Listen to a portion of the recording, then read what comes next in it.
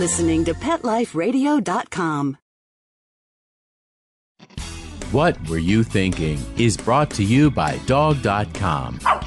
For everything and anything dog, shop Dog.com today for all the top brands. Greenies, Frontline, Kong, Nylabone, Royal Canin, and more. Shop at Dog.com and use the promo code SADTHINK, SADTHINK, and get $15 off your order of $75 or more.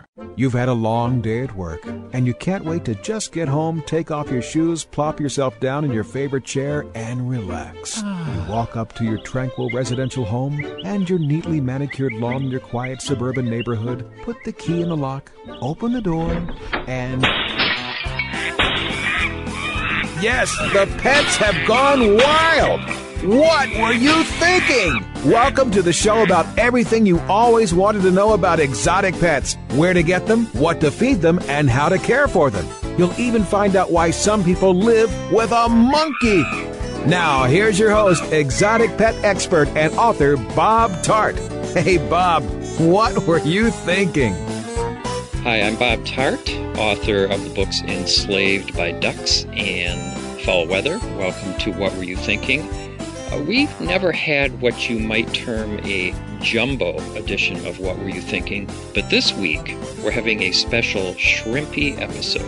Now, I'm not talking about the length of the show, and I'm not talking about the width or breadth of the show either. I'm talking about the content. In fact, I'm talking to Russ Wilson, and he's going to discuss his collection of freshwater, saltwater, and brackish pet shrimp. Now, I just said pet shrimp. I'm wondering if shrimp have pet tendencies at all. We will find out from Russ. Russ Wilson has been keeping all manner of exotic pets for over 30 years, from sugar gliders and leopard geckos to hermit crabs and feather duster worms. He lives in Utah and has volunteered and worked in zoos. He's got a website packed with information on keeping fish and invertebrates. It's called aquarimax.com, and that's AQUARIMAX.com. Did I spell that right, Russ? That's correct. Okay.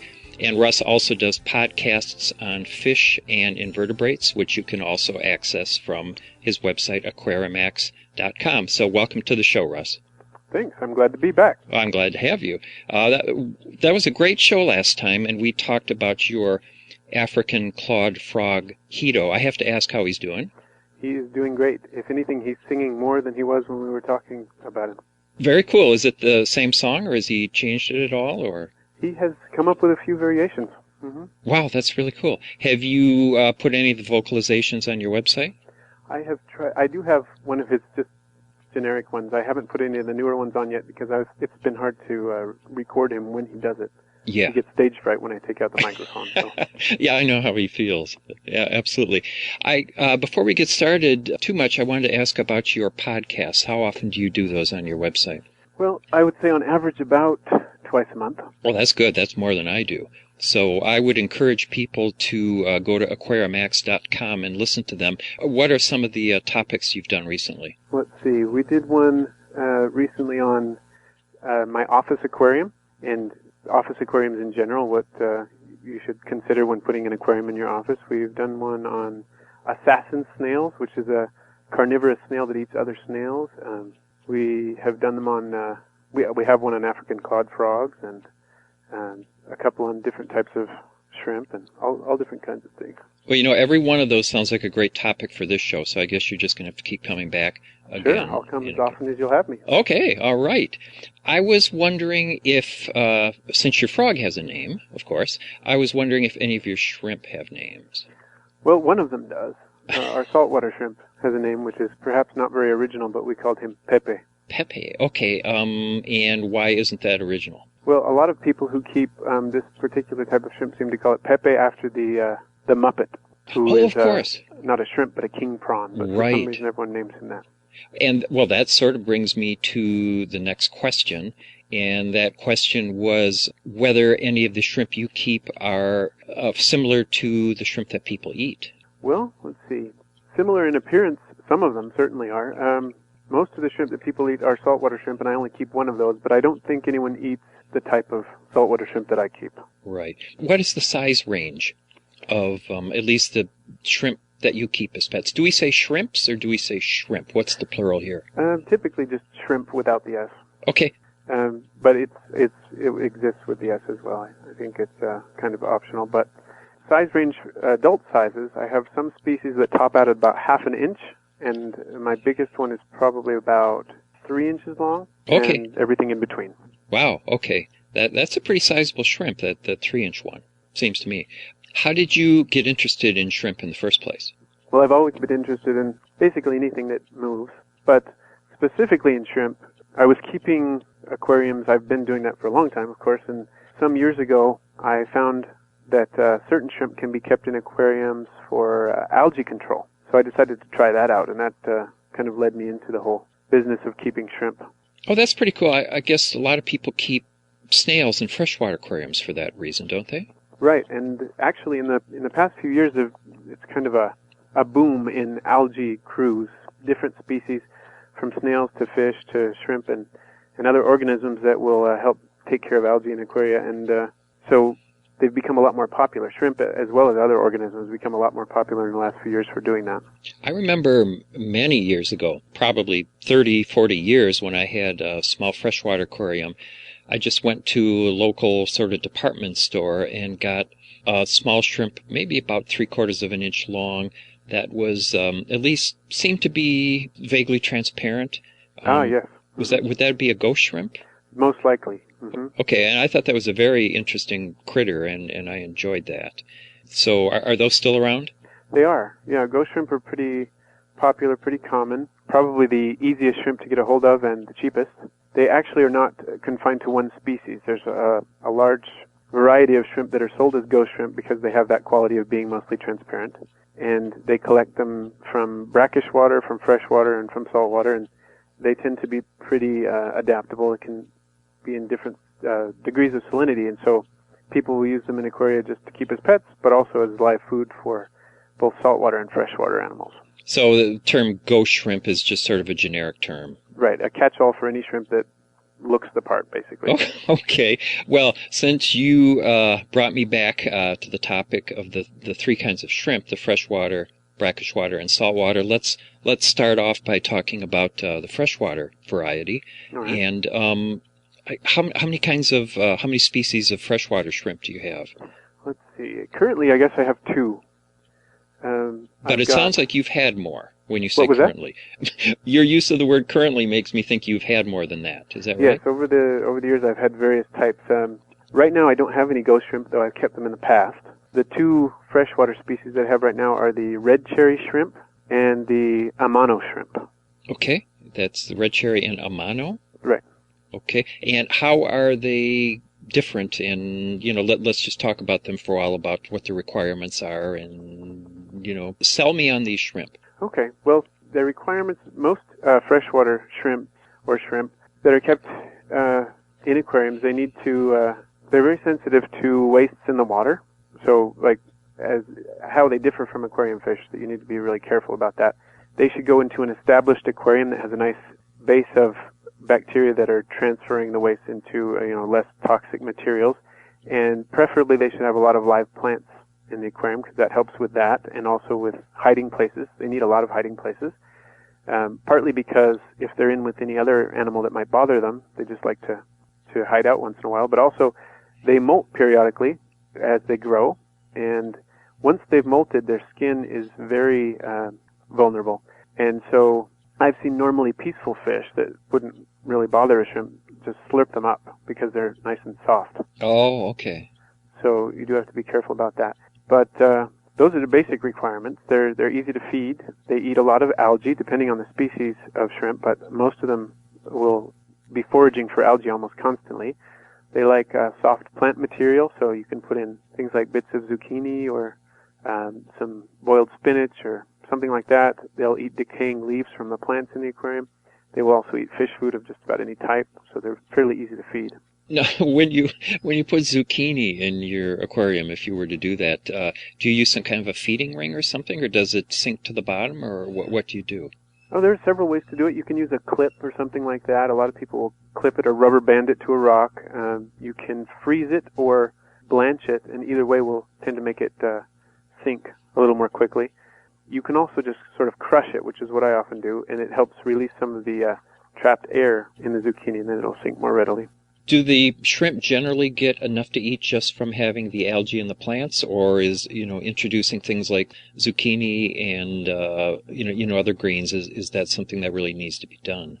It depends on the particular aquarium. With a highlight planted aquarium where there are and high nutrient sort of aquarium, there are going to be probably a lot of things that they can eat, but with fish food and algae growth that you probably don't need to supplement a whole lot. Yeah, wow.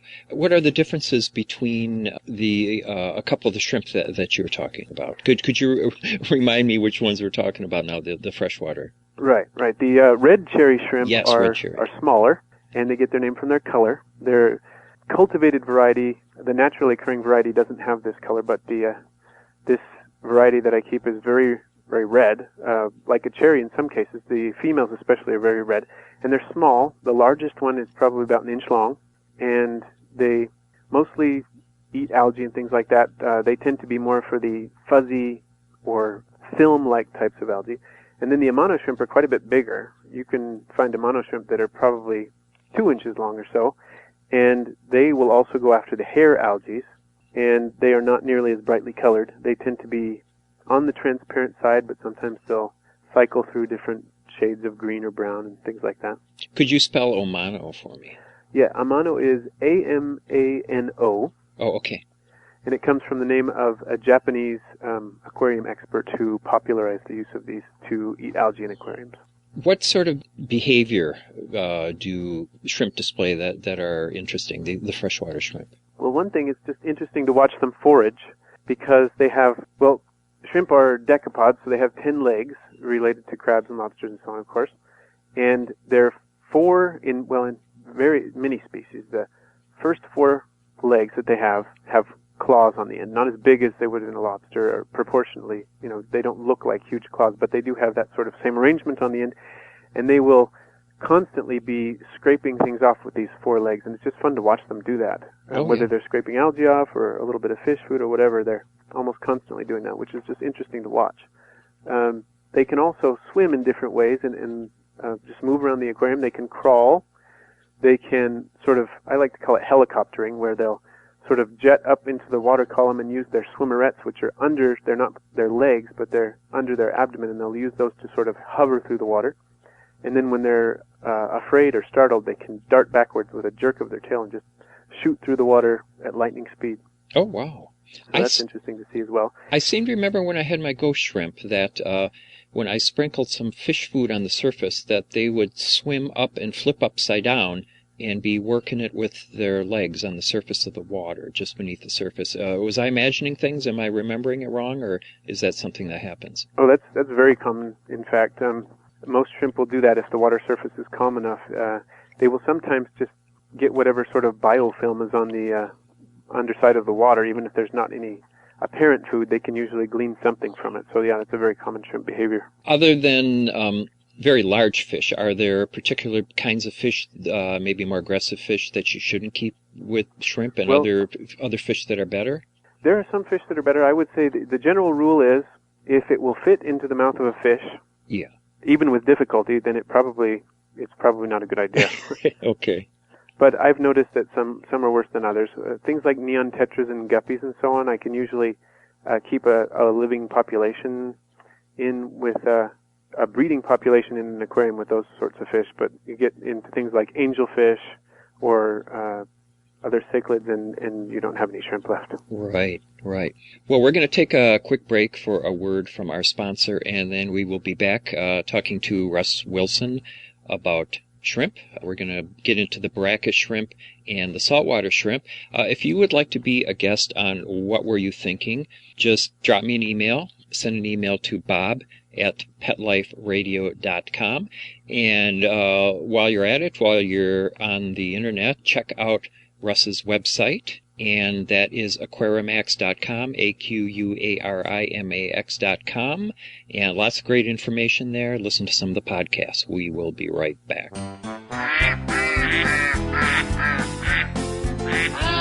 What Were You Thinking? We'll be right back after Bob gets the ducks out of his living room.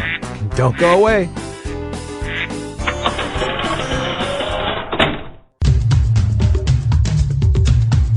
There's a movement afoot, ShoeBuy.com. Join the millions of people who shop ShoeBuy.com's over 400 brands and 500,000 products. Order now and get free shipping and free return shipping. ShoeBuy.com, the world's greatest shoe store. Walk your dog in style and comfort. Enter the code THINKING, THINKING, at checkout and get a 10% discount plus free shipping at ShoeBuy.com. Love your pets but wish their medications were a lot less expensive? They are at 1-800-PET-MEDS. You'll not only save on flea and heartworm medications, but on prescriptions for arthritis, incontinence, thyroid, and more. And you get fast service, free shipping, and a 100% satisfaction guarantee. Plus, our licensed pharmacists ensure accuracy, monitor drug interaction, and more. See why over 5 million people have trusted their pet's health to 1-800-PET-MEDS, America's largest pet pharmacy. Call now or order online. Go to petmeds.com/what, WHAT, to get 10% off any order and free shipping on orders of $39 or more.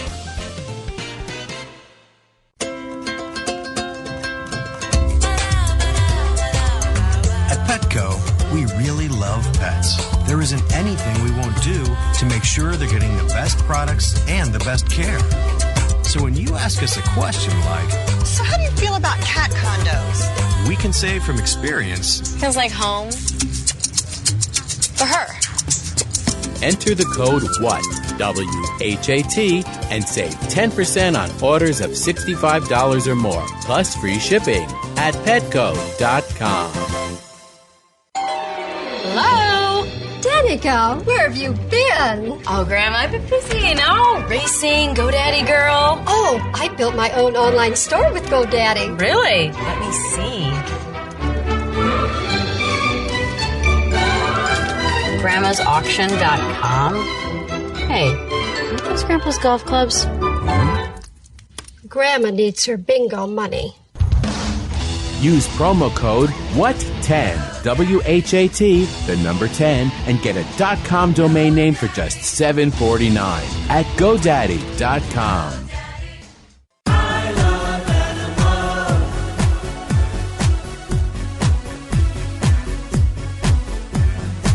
If you ask the question, what do I want? What do I need? I'll take affection. I really should mention I need time, I need love, I crave attention. They should be waiting by the door, with shaking tails and happy hearts, and running circles round the floor. That's always when the party starts for me. They are my friends, they are my children, they are the furry.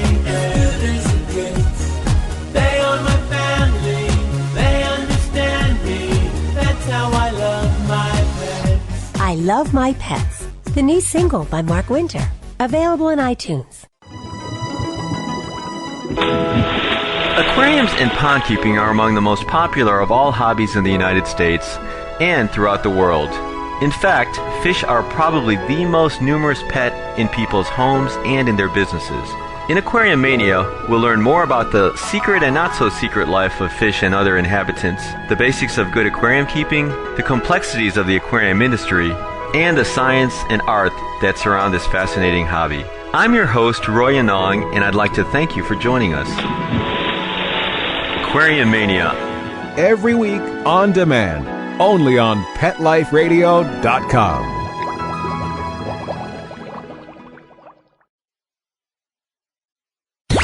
Let's talk pets. Let's talk pets On Pet Life Radio. Pet Life Radio. PetLifeRadio.com. Okay, ducks are in the pond, rabbits in his hutch, and monkeys. Oh, in my car! Oh, okay, well, I go check my insurance policy. We'll turn you back over to Bob. Hi, I'm back with Russ Wilson talking about shrimp. And Russ, we've been talking about freshwater, and I'm sure we haven't really even scratched the surface, so to speak, on that. But maybe we'll come back to them. But I was really interested in what you emailed me about the brackish shrimp. They seem like really unusual critters. A Hawaiian name, is it ula? It's opaiula.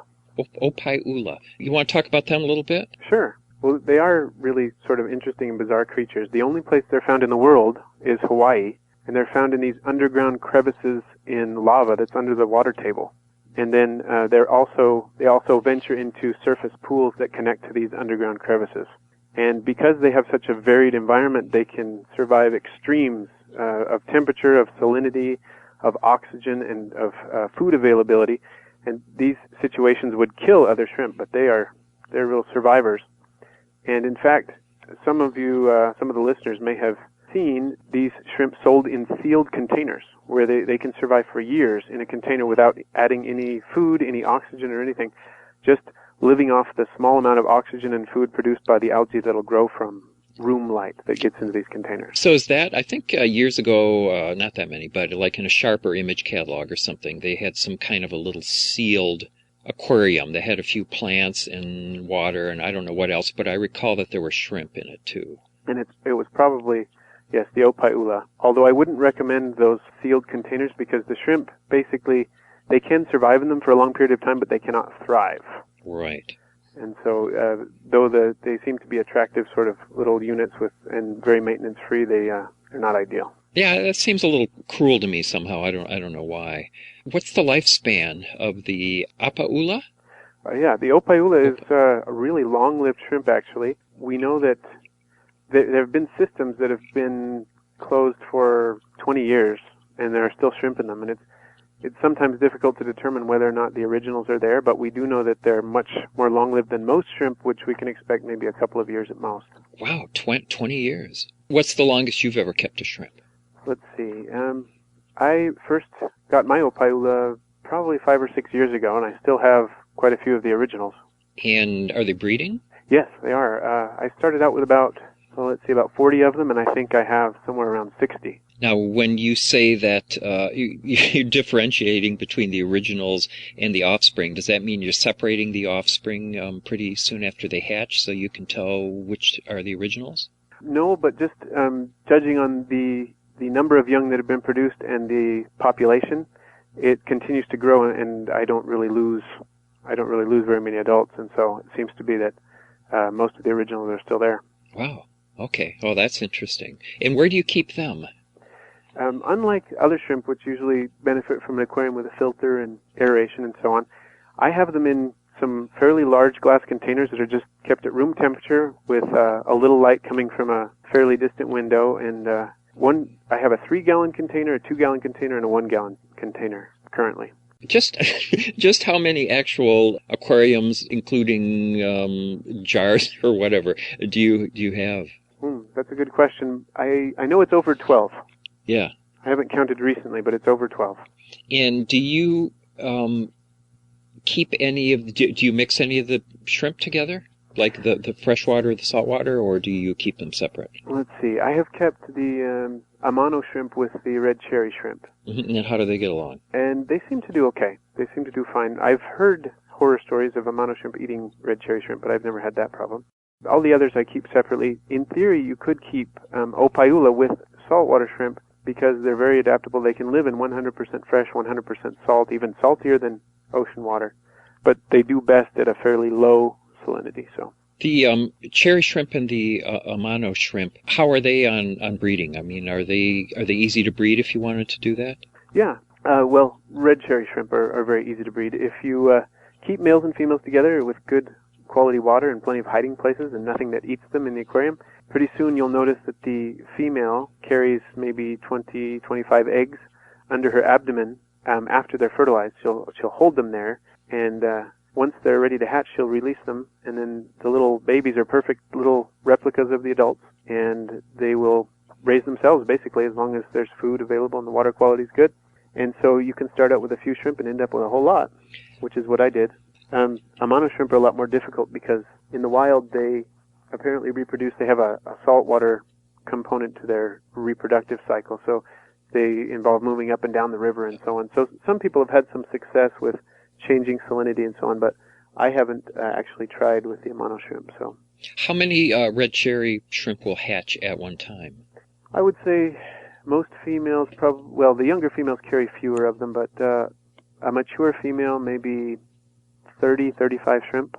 Okay, and I would imagine that they are seen as food by fish that may not bother the adult shrimp? Right. So how many of them survive, and is there any way that the adults try to protect the youngsters? The adults don't appear to try to protect them once the female has released the eggs, but it just depends on what kind of fish you're keeping them with and how many hiding places there are and so on. But in a tank with, for example, something small and innocuous like neon tetras, I've had the shrimp, they basically reach the capacity of the tank where there might be 30 or 40 shrimp living in there, and the population stabilizes itself right around there. Let's talk about the saltwater shrimp a little bit.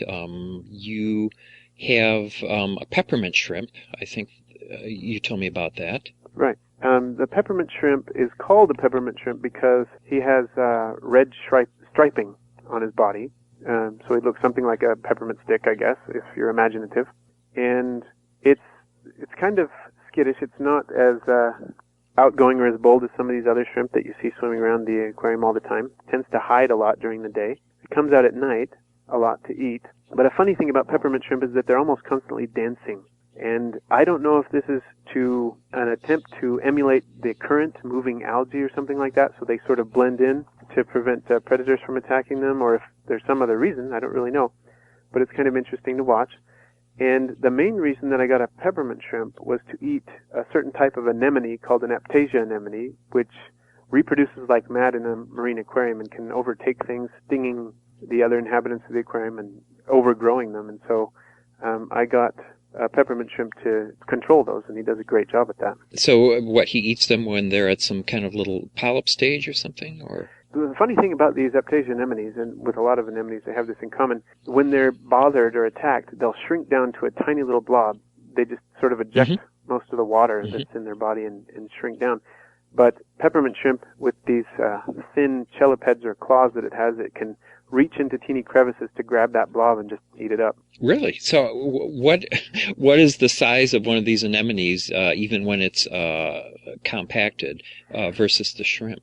Well, the peppermint shrimp's about 3 inches long or so, and an aptasia anemone, when it's compacted, is really, really small. It's just sort of probably a couple of 2 or 3 millimeters wide, something like that. And it does depend on the adult size, of course, of the anemone, but I usually don't have any aptasias bigger than maybe 1.5 inches long.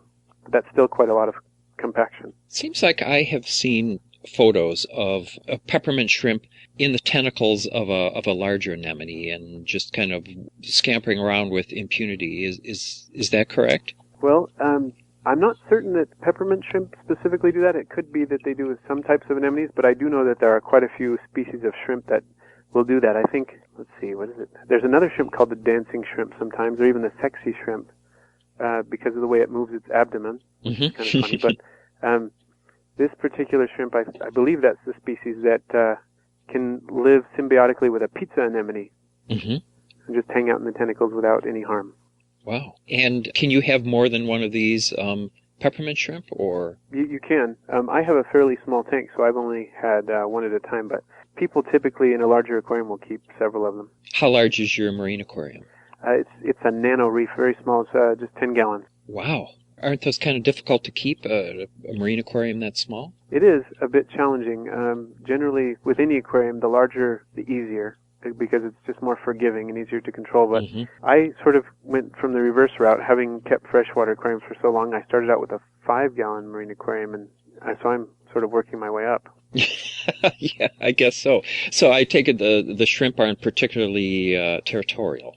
Well, some shrimp are. I know that I believe it's the cleaner shrimp, the banded coral shrimp. They can be quite territorial. But I guess the peppermint shrimp aren't quite as territorial, although I wouldn't try to overcrowd them. Yeah. You make sure they all have a nice hiding place. Now, are all these shrimp that you've been talking about, the freshwater, the brackish, the saltwater shrimp, are these easy for people to find if they want to try them as pets, or do you order them from somewhere, or how does that work? Well, peppermint shrimp are really easy to get at any marine aquarium store. If they sell marine fish and reef inhabitants, it'll be easy to find them. Freshwater shrimp are fairly easy. A lot of pet stores that sell planted aquaria will sell them. Mm-hmm. But another resource is to just go online, Google red cherry shrimp, and you can usually find people who are willing to sell them because they do breed so readily. People will say, I have a tank full, and you can have send me $10 and plus shipping, and I'll send you a whole bunch of shrimp. And they ship pretty well? They do. They ship fairly well. I've had some ship from all the way across the country and do just fine. Yeah. And typically they have to go priority or express. So yeah, I would think so. How long do your peppermint shrimp live? Well, let's see. This one, I've had over the past few years several of them. This one's, I don't know exactly, maybe about a year.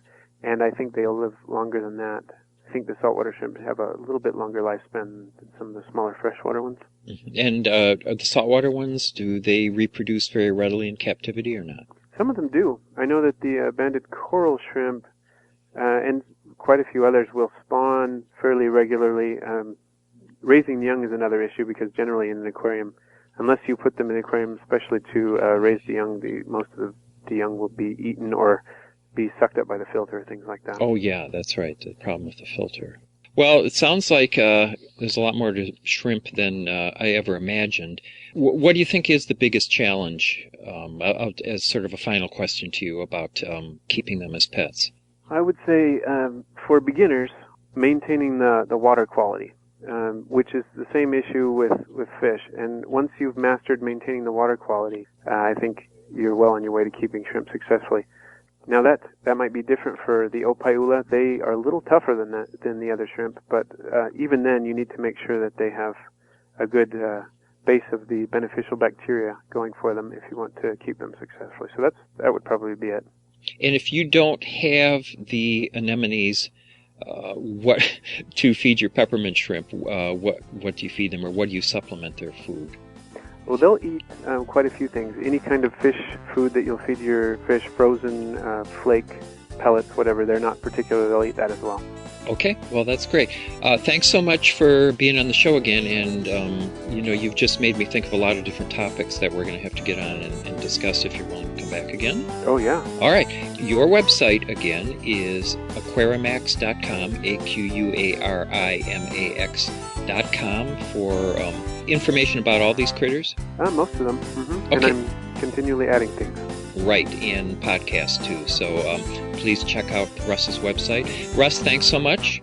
Thank you. All right, and thanks to my listeners. If you would like to be on the show, please drop me an email, bob@petliferadio.com.